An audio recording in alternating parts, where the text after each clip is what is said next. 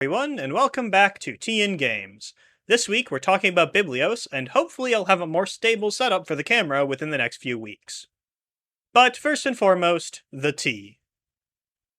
This week's tea is Harney & Sons' Emerald Isles, a delicious green tea with citrus and spearmint flavors. It's delicious, refreshing, and worth trying at least once. That's good. Anyways, this week's game is Biblios, a card bartering game for 2 to 4 players designed by Steve Finn and published by ILO.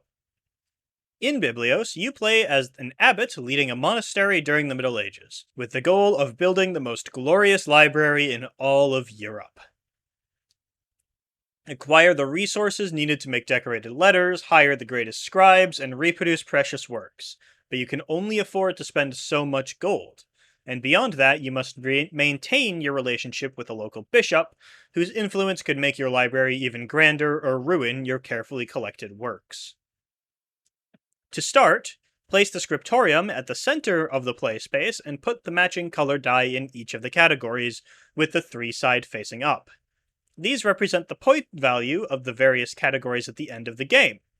Then, remove a number of cards from the game based on the number of players. 6 gold with 2 of each value, an additional 21 cards at random for 2 players, 3 gold with 1 of each value, an additional 12 cards at random for 3, and 7 random cards for 4 players.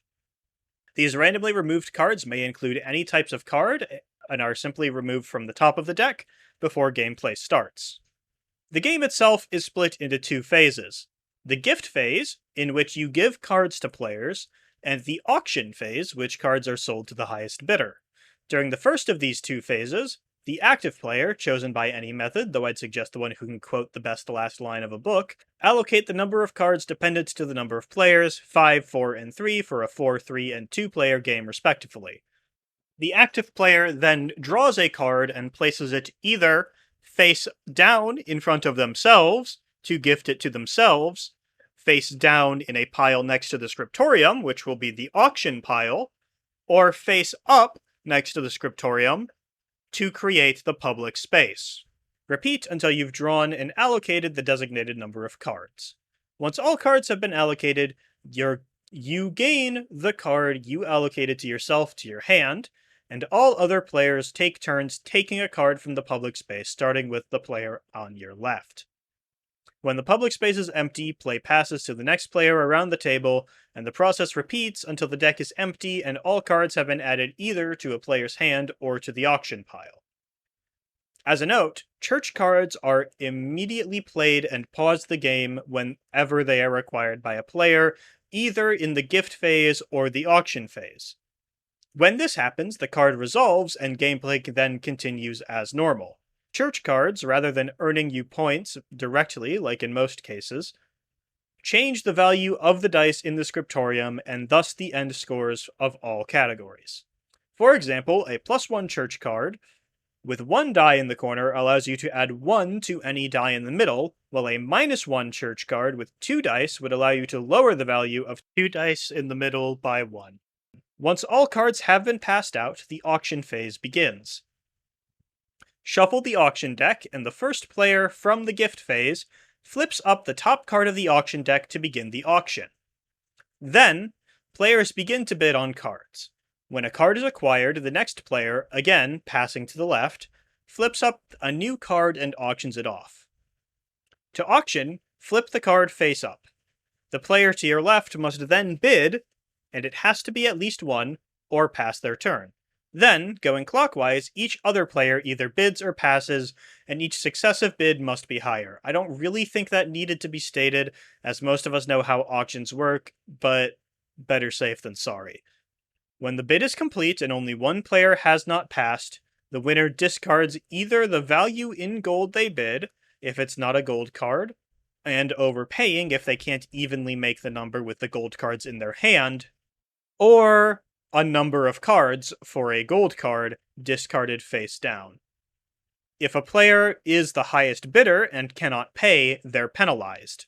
By the base game, each other player may take a random card from their hand. If all players pass the auction, the card is discarded and the next player flips up the new card. Repeat this until the auction deck is depleted. Once all cards in the deck have either been purchased or discarded, the players determine who earns points from the 5 categories. Sort your hand by color, and the player with the highest score in each category scores points equal to the matching die on the scriptorium. If a players tie in a category, the player with the highest tie-breaking letter, the one closest to the letter A in the alphabet, wins that category. Once all categories have been awarded, the player with the most points showing on their awarded dice wins the game.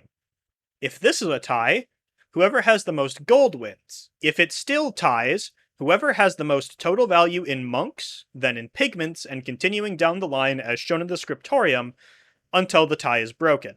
Biblios is a game all about resource management and market manipulations. If you know a category is going to go to another player, you can try and lower the value of that category's die, or increase the power of other ones to determine a winner. Plus, bidding wars and controlling who gets what on your turn of the gift phase means you can build your strategy and have some idea of what your opponents will have as well.